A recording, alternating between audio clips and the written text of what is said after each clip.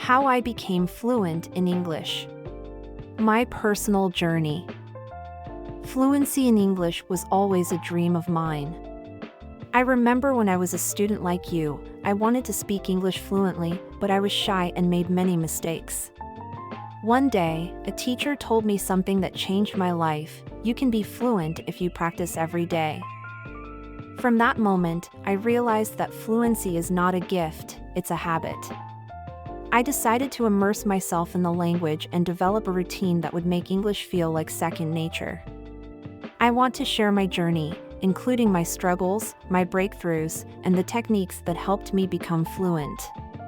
By the end of this, I hope you will feel motivated and equipped with practical strategies to reach fluency yourself. The secret to fluency. Fluency is like planting a tree. You plant the seed, water it daily, and give it sunshine. With time, it grows strong. The same applies to language learning. It doesn't happen overnight, but with continuous effort, you will see progress. One day, a student came to me feeling frustrated. She said, "Teacher, I want to speak English, but I always forget the words." I smiled and reassured her, fluency is not about memorizing every word, it's about practice.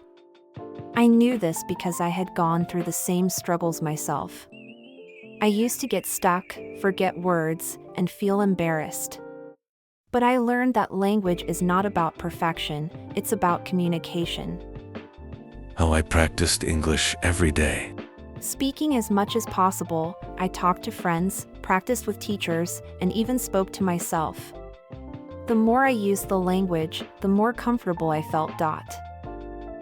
Listening to English daily, I listened to stories, songs, and conversations to absorb the language naturally. Repeating and reviewing, when I learned a new word, I used it in sentences. Repetition made it stick. Thinking in English, I avoided translating in my head and trained my brain to think directly in English. Reading and writing regularly, reading helped me understand sentence structures and vocabulary, while writing forced me to form sentences actively. At first, this was difficult. My pronunciation was bad, and my sentences felt unnatural. But I reminded myself that improvement comes from persistence. I made flashcards with new words and practiced them every morning. I wrote short diary entries in English, even if they were simple. Over time, I noticed my confidence growing. Common myths about fluency. At first, I believed that speaking fast meant being fluent. But fluency is not about speed, it's about clarity and confidence. I had a phase where I would speak quickly, thinking it made me sound better, but people struggled to understand me. I had to slow down and focus on clarity. One of my students had the same issue. He spoke so fast that his words were unclear. I advised him to slow down, speak clearly, and use simple words. Soon, he was communicating more effectively. Another myth is that you need to know thousands of words to be fluent. This is not true. Even native speakers use a limited vocabulary in daily conversations. Instead of trying to memorize every word, focus on the most common ones and practice using them in different contexts. Overcoming fear and mistakes. I was terrified of making mistakes. I thought people would laugh at me. But I realized that mistakes are actually my best teachers.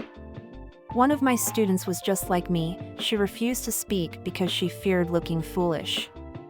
I encouraged her to embrace her mistakes and keep speaking. Over time, she became more confident and eventually fluent. The day I stopped being afraid of mistakes was the day my English improved dramatically. I saw errors as stepping stones rather than failures. I used to feel embarrassed when people corrected me, but then I realized that every correction helped me improve. I started asking native speakers to correct me whenever I made a mistake. Building confidence in English. Practicing speaking in front of a mirror, I did this to improve pronunciation and body language. Recording myself speaking, I listened to my own speech to identify areas for improvement. Having conversations with different people, everyone has a unique way of speaking, and exposure to different styles helped me adapt. One of the most powerful things I did was to role-play conversations.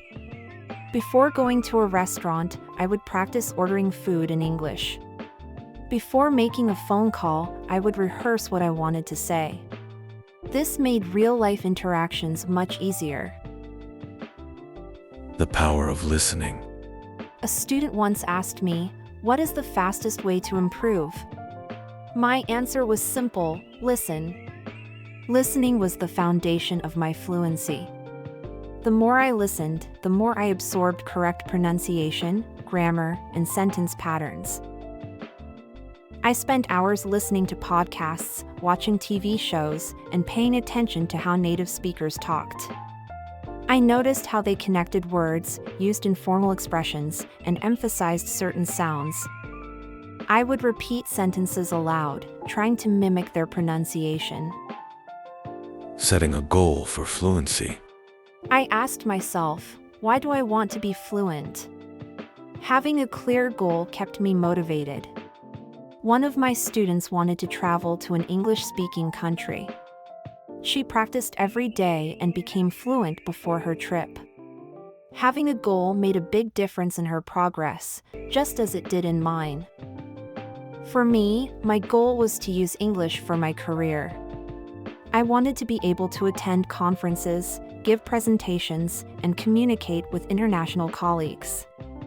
This purpose gave me motivation even when learning felt difficult. Enjoying the journey. Fluency takes time, but it should also be enjoyable.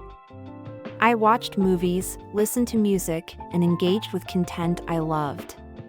One of my students watched English movies every night.